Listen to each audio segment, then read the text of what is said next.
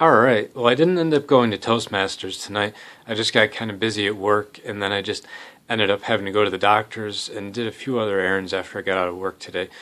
So I was kind of disappointed that I didn't make it, but I just had enough stuff to keep me busy today. I got this pit in this weird feeling in the pit of my stomach, and just said I really don't want to go. It's really uncomfortable, and I don't know if it was really wanting to do the public speaking. I don't think that was it. I just didn't really want to go tonight. So like I said, I'm still going to give that a shot in the future, but the reality is that I get cold feet with stuff like that, and I may not do it. But the important thing is I'm still just going to briefly talk about the communication that I had today. It was very much in the context of investing in individual companies. So when I'm in Oneonta with my coworkers, I tend to get asked a lot of questions.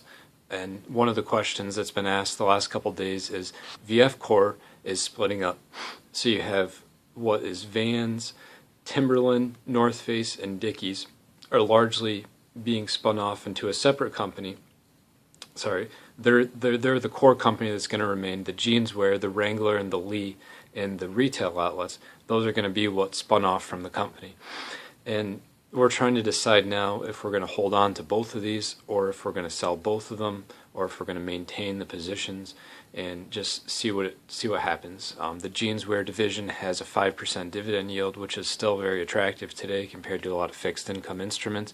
But really, what we'd probably be holding on to was VF Corp, the parent company. Again, those four brands: North Face, Timberlands, Vans, and Dickies. They're like the cornerstone of the growth of the company, and they said over the last few years those brands have grown like 25%, and for a company that's in the apparel industry, that's significant considering as a combined total that they're still growing as fast as they are. Vans, I believe, recently reached $2 billion brand, and it's one of their most popular ones, and it's the most popular shoe brand in the world that's not endorsed by a celebrity. In fact, I would say, short of Nike, which it obviously has a lot of celebrity endorsement, Adidas, Reebok, Vans is just taking the cake with that sort of thing. So their marketing is super cheap compared to Nike and some of the other big sports brands, and it's been exciting. I'm not sure if you're too familiar with Vans at all, but they make all these special shoe lines, and one of them was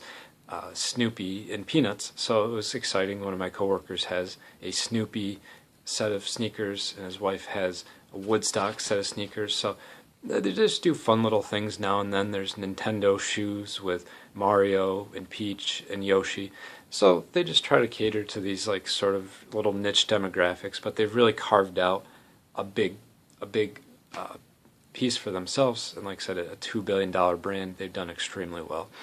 And that was my main communication, was just internal at the bank today. We did have our Wednesday afternoon meeting, but I had to leave early for a doctor's appointment, so I didn't actually get to speak at all during that meeting at all, and that kind of bothered me. I was getting anxious, and I wanted to say a few things because I just wanted to practice again in that sort of setting where my boss was there and he was listening to any improvement that I may have made in the past few weeks. But that's really just what I wanted to talk about. That was my main form of communication today, and I felt like it was good. Volume was good. I was actually trying to put some inflection in my voice, use my hands a little bit. So we're getting there. It's slow, just like anything else. Got to practice, but it's getting there, and I think that you start to see some improvement in the days ahead.